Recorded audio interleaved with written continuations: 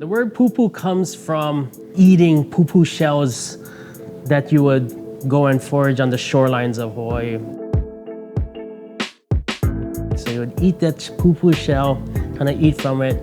Eventually, it kind of translated into things that you could fit into a shell or a small little bite to eat.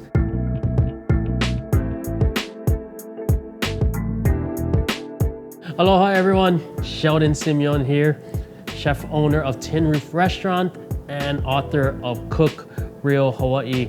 We are going to be talking about pupus today. Those small little bites that you see at parties, family gatherings, or at the Chinese restaurant down the street. But we're going to dive deep into it and what it means for pupus in Hawaii. So we're going to be doing 3 different recipes today. The first one we're going to be talking about is pipikaula. So pipikaula translates pipi, cattle, beef or cow. Kaula means rope. Being that it's flank steak, you can see the way the grain is going. We're going to pull that off and that's going to resemble kaula, rope. Now the Hawaiians, they brought with them, as they traveled across the Pacific Ocean, these different types of fruits, vegetables.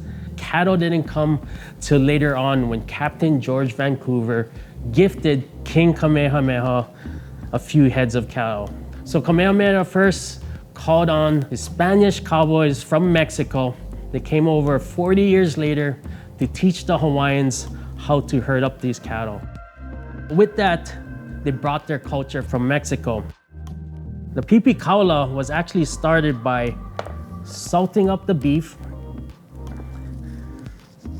Then these cowboys would tie it onto their saddles, and as they're rounding up the different herds, by the time they got into the mountains, it would be dried and then fill them up for the rest of the drive.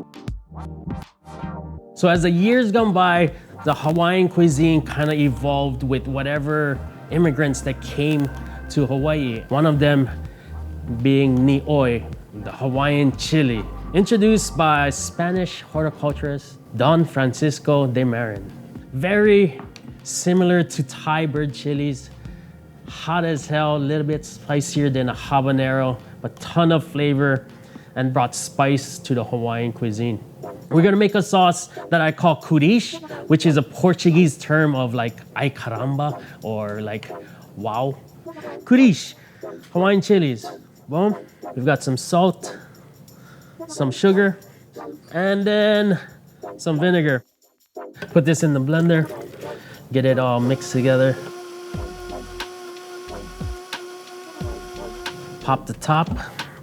What you have is this beautiful Hawaiian chili pepper paste. I'm gonna take some soy sauce, pour that over the beef, add a ton more salt, smear our Hawaiian chili on top of it. Now imagine strips of these riding up alongside your horse. The Hawaiians would put this in the sun or drying it in a covered box. We'll get this on a rack, put it in the oven, and mimic the warmness of the Hawaiian sun. So we're gonna pull the pipikaula out. It's been going for a few hours now. Slowly drying, concentrating those flavors as if they're out on the Hawaiian range. The reason why we use flank steak is because of the grain. We pull it apart and it starts to resemble rope like this. In the Simeon household, we're known for heavy pupus. You come into my party, you come into my house for dinner, there's gonna be a spread of food, whether it's poke, there might be some boiled peanuts in there, kamaboko dips, all of that. Pipikaula is not typically something that you would see in a big spread like that. The Paniolo's needed a way to preserve their meat. So this is more like a snack, also in the category of pupus. Just think of these Hawaiians on the range, you know, they needed something to keep them going, to keep them rounding up this cattle, and this was a perfect way to keep them fueled up. In this one recipe, you see the different moments in time of Hawaii and the ingredients that was introduced. It all starts to come together in the food of Hawaii. On to another pupu. Now this recipe is sakura boshi. is rooted in the Japanese culture. Dried fish that is a hint of salty, sweet, and chewy. Here we have a beautiful piece of ahi tuna. We're gonna make the marinade first. Japanese had two moments of immigration to Hawaii. One, the most prominent, Japanese people came to work on the sugarcane plantations. Another form of immigration from Japan and influence to Hawaii was Japanese fishermen. They brought these delicious recipes, and sakura boshi was a different way to preserve fish. Let's take a little bit of ginger. That's gonna perfume everything and be the base and aroma of this dish. Then we're gonna take some equal parts of shoyu. It's amazing in Hawaii, everyone calls it shoyu. That is the Japanese influence. I didn't even know it was soy sauce until the later years of my life. I take a little bit of cola, again the same, equal amounts of it. So the use of cola, that's just one of those mottos in Hawaii, is you use what get, as they would say. Use what is in front of you. We're gonna slice up our ahi. Now pupus can come in two forms, heavy or light. There's nothing better than when you're invited to a party and on the invitation, the words heavy pupus is on there. You know you're in for a feast. Now, one of the main attractions where pupus is showcased the most is at your son's or your daughter's first birthday party. Back in the day, something of a miracle almost to have your child live to his first years, and it was something that was celebrated. Case in point, my son's birthday party. We had a pupu spread of 17 different choices.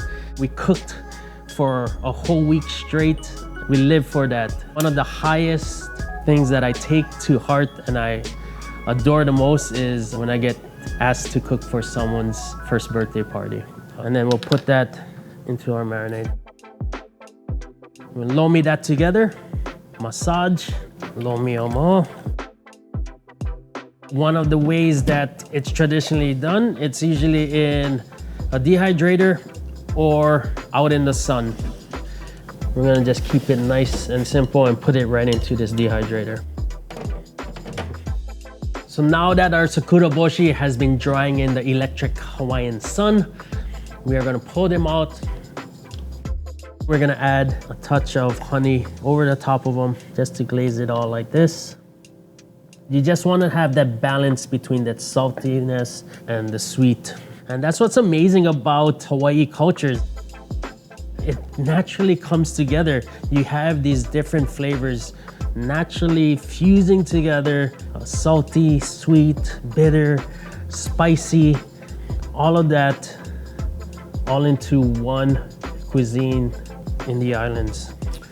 And we're gonna take this, add a little bit of sesame seeds, salty, sweet, ahi tuna candy. Last but not least, we are gonna do sardine pupu. It has one particular condiment though, the spice of Hawaii, chili pepper water. I've got some boiling water. I'm gonna add my Hawaiian salt. I'm gonna cut up my Hawaiian chilies. Every family, every chef has their own way of making chili pepper water. This is very simple, basic, classic way. A little bit of chili inside there. Adding a little bit of white vinegar. I love that I got to grow up in a household that had different types of chili pepper water. So my house was always like the gathering spot, you know, any type of like birthday celebration or holidays or just beers and pupus after work. Now you can imagine a table of burly construction guys, some ranchers, you know, some farmers. They would have their beer in front of them and then a shot glass. But what they're doing is actually taking shots of Hawaiian chili pepper water. I'm gonna add some garlic, but we're gonna get them right into the jar. I'm gonna just top it off with that salt water. That's gonna be ready to use as soon as that cools down. Of course, it's gonna be better after a day or two, or even the best after a week once everything starts to break down. Moving on to one of my most favorite things to eat in the world, canned sardines. And I know a lot of you have this in your culture. It's gonna be sardines and some onions, and I kid you not, just by technique alone, this thing's gonna be ono. I'm gonna take some onions, get the sweetest kind that you can find. You know, the culture of tinned food in Hawaii came shortly after World War II, when military rations became a thing that was in the normal life of Hawaii. So I'm gonna take this and slice it as thin as possible. This is such a typical thing that you would find in Hawaii. The taking of canned goods and adding a simple ingredient like onions or cabbage to stretch it. And what I'm gonna do is put it into a bowl, and I'm gonna top that off with some ice water. And what that's gonna be is like taking these onions to the spa, and I'll get all of the negative feelings out of it, because this dish is happy. These onions are happy. They're meant to be sweet, like the love that you find in your heart. It is sitting in its ice bath like that. We're gonna top that off onto our sardines. We're gonna flavor this with some garlic. Now the word pupu can be used loosely. Case in point, sardines pupu. It's just something that I came up with, that you needed something to eat and have a snack, and then it became a hit. That idea of Hawaii of having things be so specific, nah, you don't need it. You use what is in front of you. We'll put our garlic in there. We're gonna flavor this with shoyu and vinegar. If you guessed it, it is a form of adobo. That's how it goes. You start to make these pupus. Yes, it's not Hawaiian, it might be Filipino. But I'm gonna reach for some gochugaru, which is Korean pepper flakes. Korean food in Hawaii, another influence, another culture that made Hawaii their home after their migration there because of the sugarcane plantations. So I love using gochugaru to flavor oils in like stir fries, and it's amazing that I'm using Korean pepper that was always available in a Filipino household. I'm just gonna flavor that with a little bit of vinegar, some shoyu. All right, sardines are done. We're gonna let that rest just for a second. I'm gonna drain out our sweet kula Maui onions here. Take our sardines. That's amazing. Look, something as simple as sardines and onions have 3 different cultures in it. It's all one cuisine. It's Hawaii cuisine. I'm gonna take some of our onions, take our chili pepper water, and add a little spice to it all. And why not? Kick things up, some lemon oil. Expand your mind of what pupus can be, guys. Crab rangoons take a back seat. So there you have it. We went through some of my favorite pupus. I can't wait for you guys to try. As you can see, pupus is this range of deliciousness. If you start to tear away the layers of the food of Hawaii, you see how it's all been influenced by all these different cultures all coming together that makes our food so special and so ono. Fish candy. Anybody got beer? No? Some beer? The oil that is flavored with